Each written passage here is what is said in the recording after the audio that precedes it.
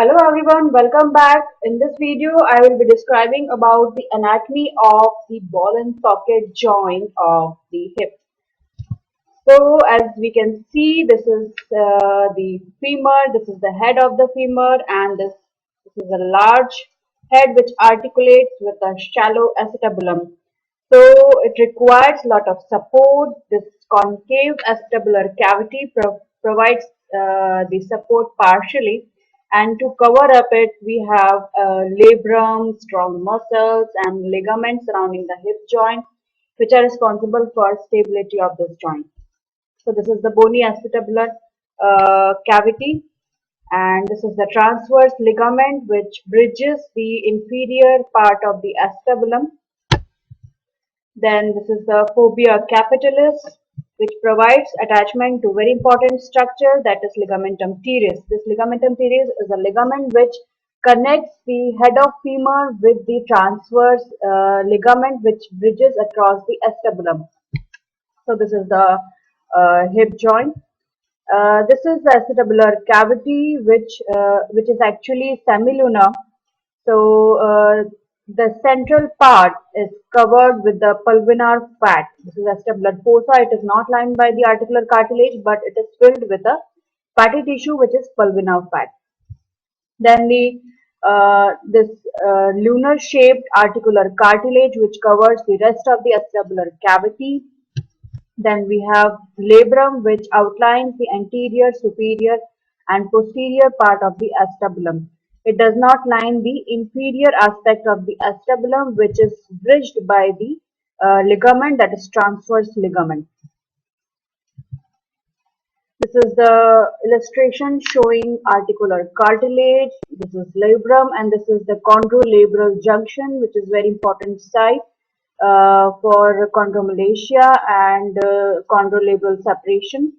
Then this is capsule, this is the acetabulum, this is the perilabral sulcus, which is often prominent in elderly population. And we should not get confused this with the labral detachment or tear. Then we have important ligaments. Anteriorly we have iliofemoral and pubofemoral ligament. Posteriorly we have ischiofemoral ligament. These are basically capsular ligaments. So they are uh, uh, quite firmly attached and inseparable from the joint capsule. They provide stability to the joint capsule. So these are the capsular ligaments. Then talking about the vascularity of the femur, we have two important vessels. These are lateral and medial circumflex femoral artery, and they provide retinacular branches which supply the head of the femur. And we have another important artery, that is foveal artery, which enters the head through the ligament teres. Let's see the coronal plane of the pedipad sac sequence showing hip joint. So these are the head of femur, acetabulum. We can see ligamentum teres, which attaches over the fovea capitalis. This is the ligamentum teres. We can see this is the site for acetabular labrum, which is hypointense normally. This is the iliofemoral ligament, which merges with the joint capsule, and there is focal thickening of the capsule at the location of mid-femoral neck, which forms zona orbicularis. And this is the landmark above this. This is the intracapsular portion, and below this there is extracapsular portion of the femur.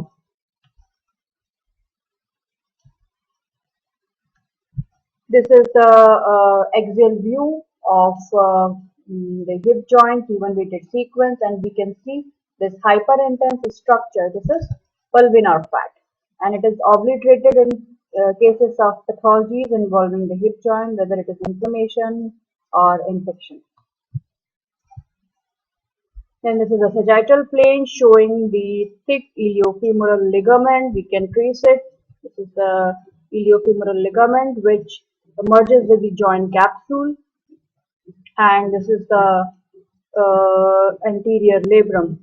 And we can see there is a pseudo defect here in the acetabulum. This is stellate lesion. This is devoid of any articular cartilage, and this is not pathological, but it is a normal variation.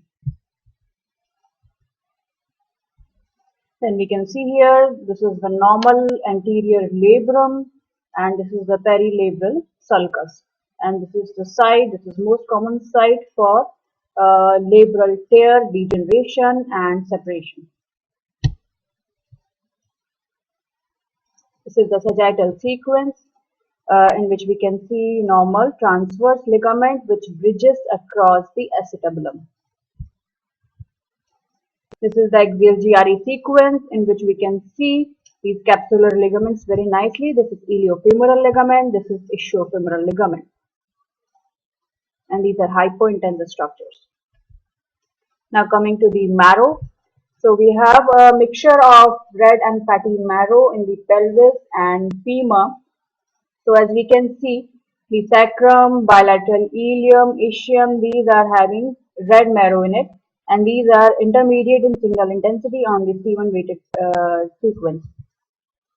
And we can see this is the femur, bilateral femur. We can see that the red marrow is appearing intermediate in signal intensity, and the fatty marrow is appearing hyper intense. In this image also we can see the graded trochanter, the apophysis region of the femur. They are having fatty marrow. So this was all about the anatomy of the ball and socket joint. In my next video, I will be describing the normal anatomy of important muscles surrounding the hip and thigh. Thank you.